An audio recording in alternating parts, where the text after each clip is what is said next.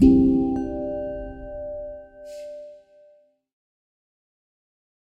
Graft Insertion.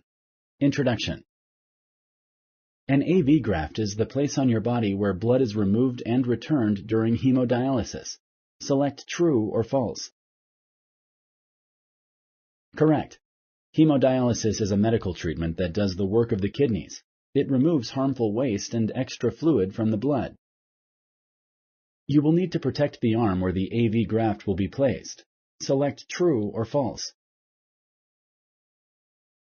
Correct. Do not let anyone give you an injection, draw blood, or check your blood pressure using the arm where the graft will be placed. Local or general anesthesia may be used during the AV graft placement. Select true or false. Correct. Local anesthesia numbs your arm.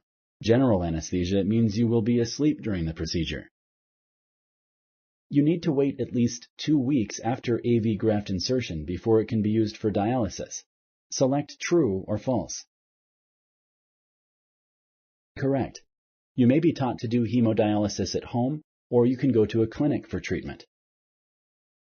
Thank you for using Explain.